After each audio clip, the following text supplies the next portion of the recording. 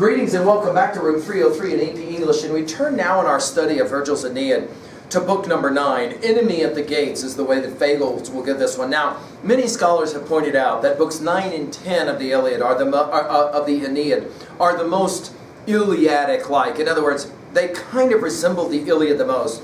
And if you have been involved in our study of the Iliad already, we're going to see a lot of resonances here. This will be the first great chapter of Turnus. All great stories, we sometimes say, need a great villain.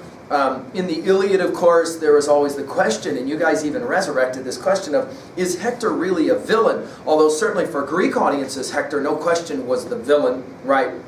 In the Odyssey, it's more clean, though, isn't it? You have the suitors, you have Melanthos, you have Antinous, who are these obviously really, really bad, kind of bad guys, right? This is, on the other side, this is not just a book that resurrects that theme of the need for the villain, the bad guy, who, by the way, at the very end of the book will get away. So for those of you that know that motif, got to have a fight, get away, and then he'll come back again to have another fight later. It's also a book about friendship. And we're going to see this really famous in Nicias and Eurylochus, the two famous best friends of Book 9 of Aeneid. Now, if you haven't been watching our stuff on LearnStrong.net, definitely recommend you get there, go to the AP folder, see our stuff from the Iliad and the Odyssey. We've already presented as well the lectures of Aeneid 1 through 8. Let's just summarize quickly.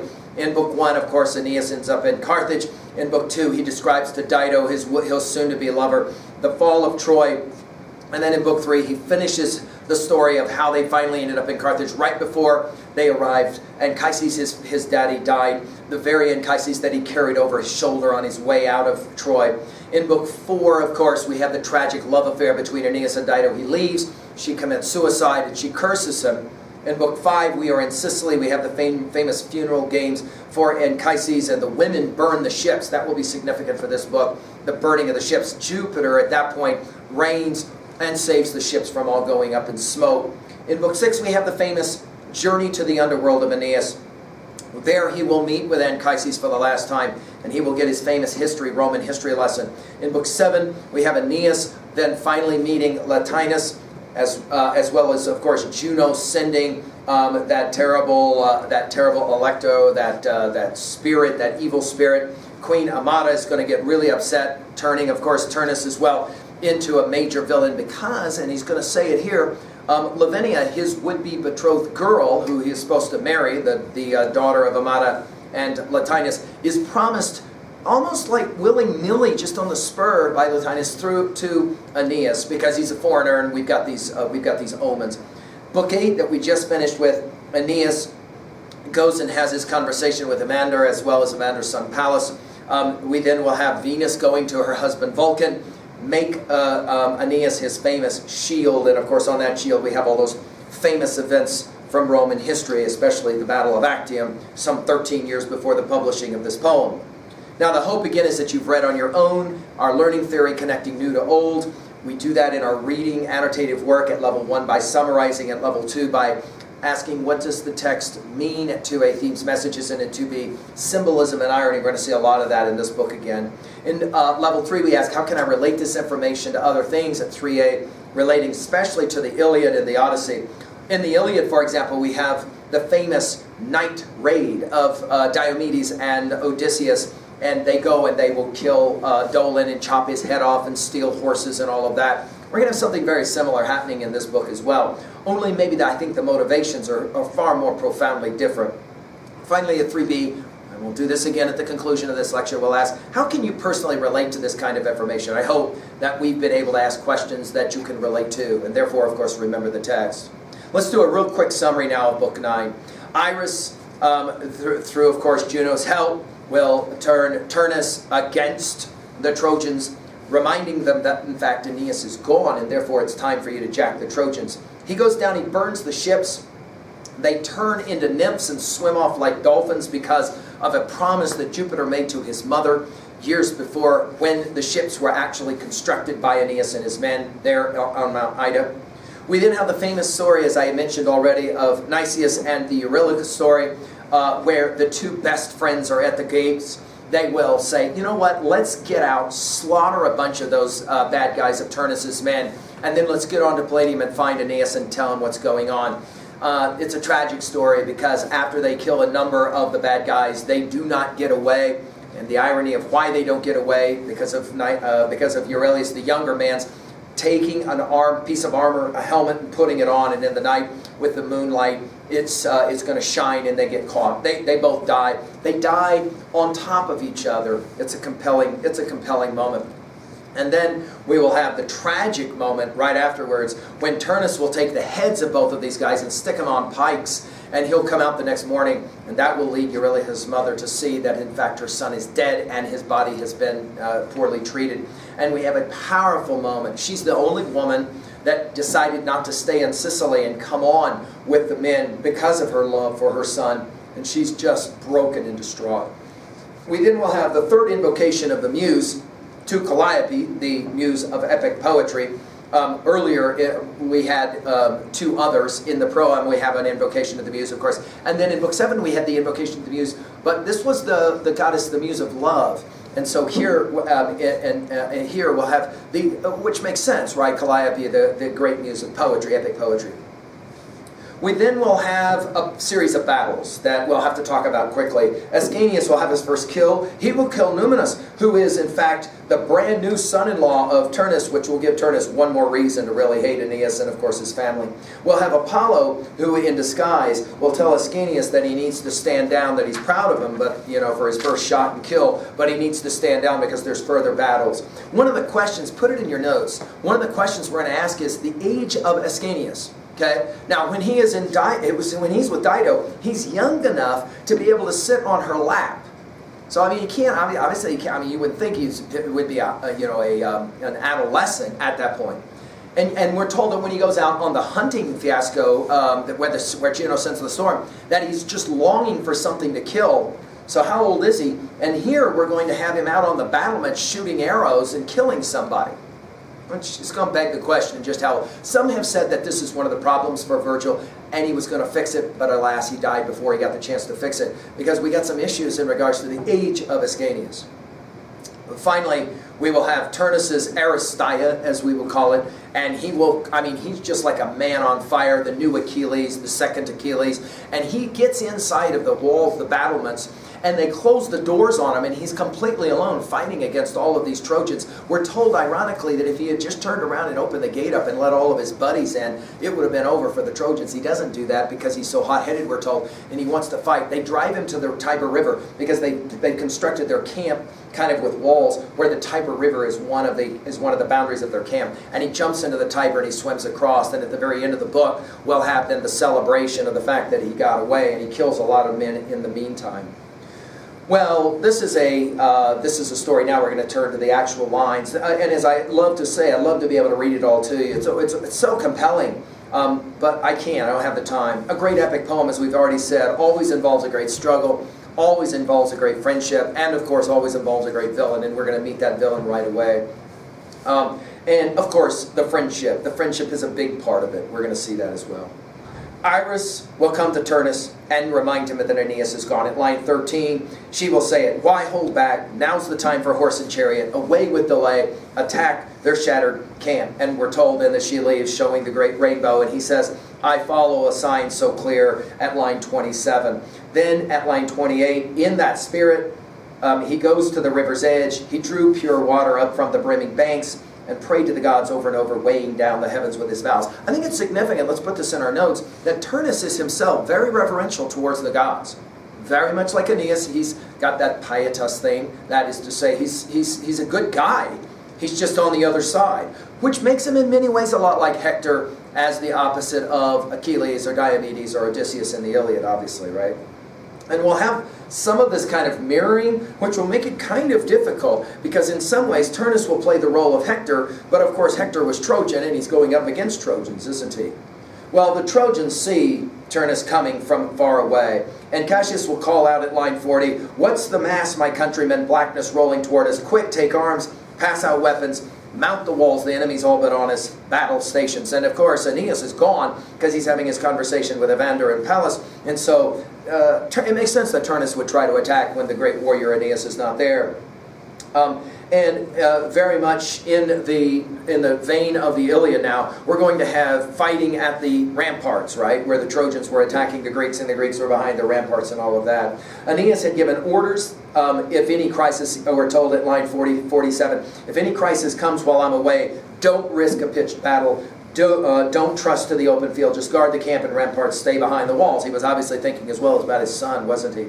We then will have the beginning of Turnus's Aristeia. We use that term, of course, in our study of both the Iliad and the Odyssey. The battle scene where a hero is celebrated. And, of course, he's the first one to arrive at the battlements. He insults them. He's frustrated that he can't get in. He goes all the way around their battlements. The great word picture a few lines before 70, as a wolf prowling in wait around some crowded sheepfold, bearing the wind and rain in the dead of night, howls at chinks in the fence, and the lambs keep bleating on, snug beneath their dams. The wolf rages, desperate. How can he maul a quarry out of reach? Exhausted, frenzied, with building hunger, starved so long, his jaws parched for blood. This is beautiful, brilliant poetry. And of course, what do good poets do? They show, they don't tell. Anybody can say that Turnus went around the ramparts. It takes a great word picture to say he's kind of like a wolf, and he wants so desperately to get in and eat those lamb, but he just can't get there, and the lamb are bleeding and all of that, right? He's frustrated, in other words. Then he says it at lines 80 or so, bring up the fire, let's burn the ships. Of course, this is a recapitulation of a scene that we saw earlier when the women did it on the island of Sicily, huh? And then at line 90 or so, Virgil will ask the muse a question. What god, you muses, warded off such savage flames from the Trojans? Because they start burning the ships. Who drove from the ships such raging fire? Tell me, trust in the tale is old. So we're back to Virgil saying, this is an old story, yet its fame will never die. Well, the answer is because these ships were all built from pine, from a special mountain where Jupiter's mother was involved, and there's all kinds of interesting things about who this woman actually is, and I won't get into that. You can do your own study there. But she asked that the ships would have a blessing, and Jupiter's one blessing was that when they finally get to where they're going, Aeneas and his men, the ships will allow to be changed into nymphs and will be allowed to go away looking like dolphins across the ocean. And this is exactly what happens. It's interesting that at the moment when all of this happens, that Turnus does not see it. He cannot interpret the sign correctly. We think about back in Book 2, when Aeneas was telling the story about the fall of Troy, and Lycaon is the great Apollo priest. He gives the information about what's going on. This is a bad Trojan horse, a wooden horse. We're not supposed to let it in. And then you'll remember the two snakes come and strangle him, and you'll remember that they misinterpret, and then they push the horse inside of the city. Turnus will play the same game, and the way he says this at line 146 is, dauntless Turnus never loses faith in his daring. He flares up more at his men, inflaming their spirits more, and he says this, all these omens, line 149, threaten the Trojans.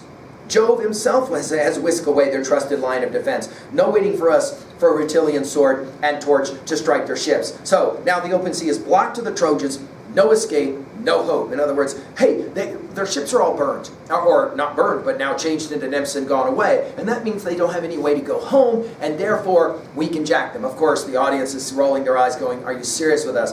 This is their new home. They will not leave. Now you've made it so that it's impossible for them to leave, right? Well, he continues, they're robbed of half the world.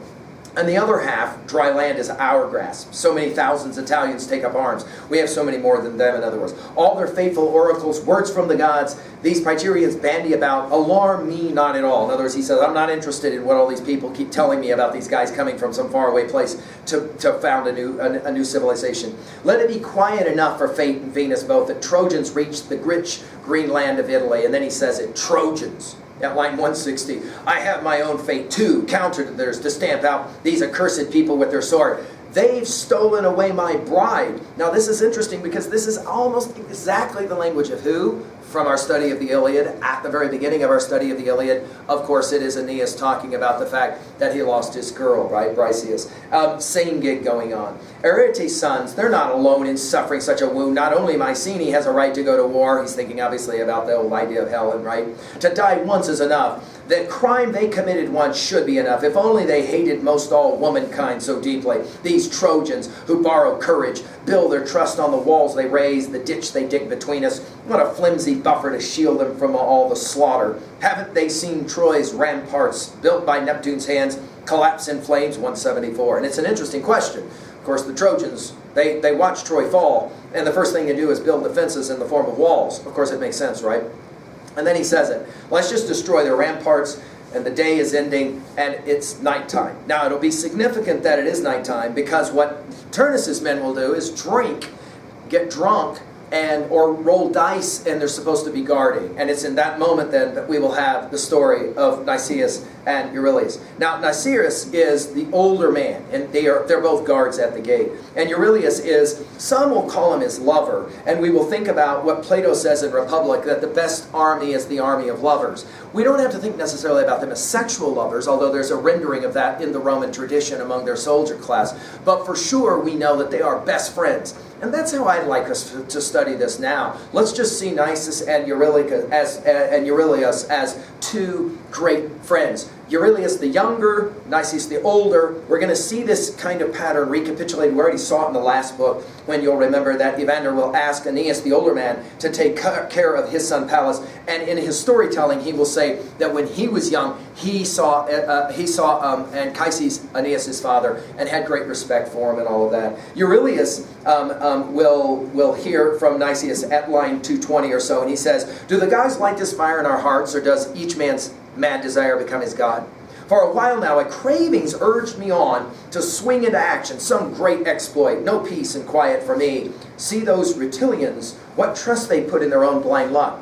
Watch fires flickering far apart. They're on the battlements. They're guarding a gate. Men sprawling, sunk in their wine and sleep. Dead silence all around." He says, I'm going to go get Aeneas, and I'm going to kill a few of them on the way. And Euryalus, we're told, freezes at 2:35, his heart pounding with love of praise, and he checks his fiery friend at once. "So, Nisus, grudging your friend a share in your fine exploit, I'm to send you out alone into so much danger? That's not how Father, the old soldier Ophelius, brought me up in the thick of the Roman terror of the death throes at Troy." In other words, he says, I was raised better than that. There ain't no way I'm letting my best friend go out there all by himself. Nor has it been my way soldiering on beside you, following out the fate of the great-hearted Aeneas right to the bitter end. Here, he says about himself, is a heart that spurns the light, that counts the honor you're after cheap at the price of life. In other words, he says, there ain't no way I'm letting you go by myself. Again, to go back to our lecture of last hour, our last lecture of last book. We've got a situation where clearly Virgil is giving instruction, no question, giving instruction to young soldiers. And what is it that he says? If your buddy goes out, you go with him. I've got your back, will be the way we understand it. "No," Nicias will insist. "I had no such qualm about you, how wrong it be. Just let great Jove, or whatever god looks down with friendly eyes on what I do, carry me back to you in triumph. But if," and you often see such things in risky straits, "if anything sends me down to death, some god, some twist of fate, you must live on, I say. You're young. Your life's worth more than mine. Let someone commit my body to the earth." And he says it. "Nor," he says, "would I cause your mother so much grief, dear boy. She alone, out of so many Trojan mothers, dared to follow you all the way. She had no love for the great Anchises city." In other words, I'm not going to let you go. You could get killed, and then I got to deal with your mother. But Euryalus, we're told at line 260, says, "You're spinning empty arguments. They won't work. No, my mind won't change, won't budge an inch. Let's be gone."